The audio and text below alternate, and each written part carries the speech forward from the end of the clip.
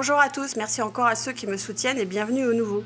Le récap de la semaine du 4 au 10 juin comprend 3 lancements, dont un vers l'ISS. Allez, on commence.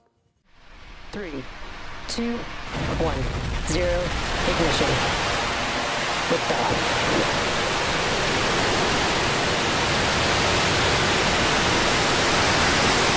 Lundi 4 juin, très tôt en France ou très tard aux États-Unis, une Falcon 9 a décollé depuis Cap Canaveral en Floride, emportant le satellite de télécommunication tout électrique SES-12.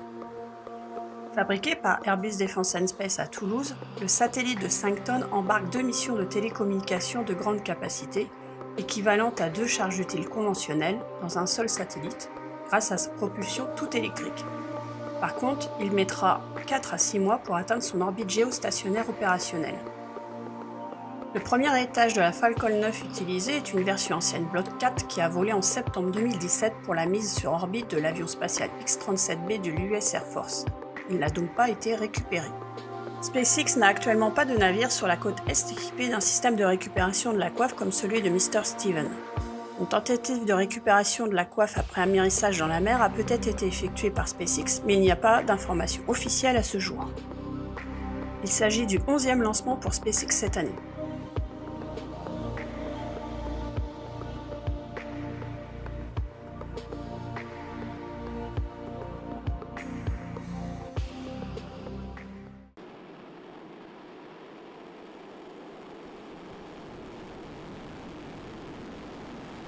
Mardi 5 juin, c'est la Chine qui a lancé un nouveau satellite météorologique, Fengyun 2H, pour améliorer la précision des prévisions météorologiques pour au moins 4 ans et notamment pour surveiller les cyclones tropicaux et autres phénomènes météorologiques en Afrique et en Asie. Le Fengyun 2H a été lancé sur une fusée Long March 3A depuis le centre de lancement des satellites de Xichang dans le sud-ouest de la Chine. C'était le 17e lancement orbital réussi pour la Chine en 2018 sur 40 prévus. Игрушки в космосе, друзья, нужны как в качестве индикаторов невесомости, ну и, конечно, мы как напоминаем.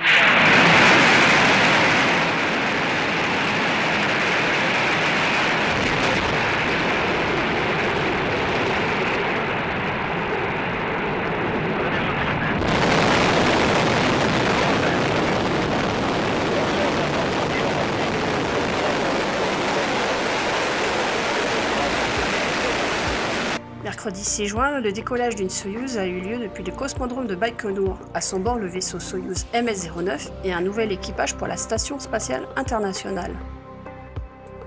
Pour la première fois, Roscosmos avait ajouté une caméra externe supplémentaire pour avoir un contrôle visuel en plus du système de contrôle vidéo embarqué lors de la séparation du 3e étage. Après 34 orbites, l'équipage est arrivé à l'ISS le vendredi 8 juin. L'amarrage du vaisseau Soyouz MS-09 a été réalisé en mode automatique. Alexander Gerst, Sergei Prokopiev et Serena Chancellor, les 3 astronautes du Soyouz ont été accueillis par les astronautes de l'ISS après l'ouverture de l'écoutille 2 heures après l'amarrage. C'est la première mission pour Serena et Sergei. Serena devient la 61e femme dans l'espace. C'est la seconde mission de l'astronaute de l'Agence spatiale européenne Alexander Gerst. Il prendra le commandement de l'expédition 57 plus tard cette année, devenant ainsi le 2e astronaute de l'ESA à commander l'ISS.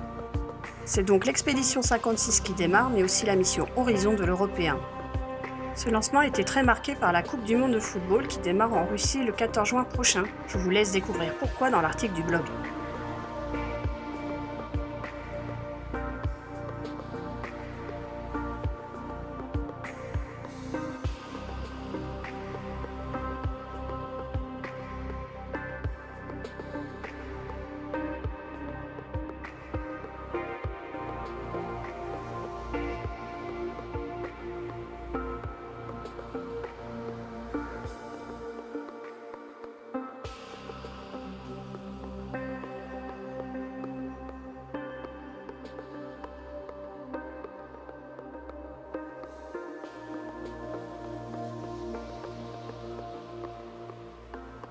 Alors pour finir, je vais vous parler de la sonde japonaise Hayabusa 2 qui se rapproche de sa cible, l'astéroïde Ryugu.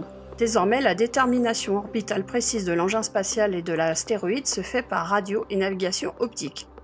À cette occasion, une photo de l'astéroïde a été prise le 6 juin par la caméra optique alors que la sonde était à environ 2600 km de Ryugu.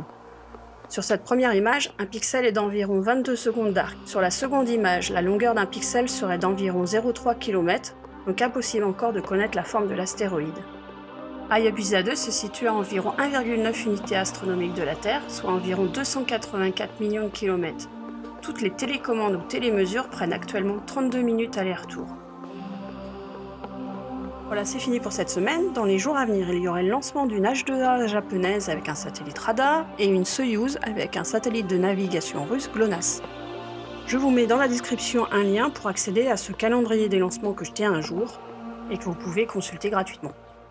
Et comme toujours, si vous avez aimé ce résumé, n'hésitez pas à mettre des pouces levés, à partager le lien. Le blog reste mon support privilégié de partage du spatial. Allez-y, les articles sont pas trop longs et je vous dis sans doute à la semaine prochaine.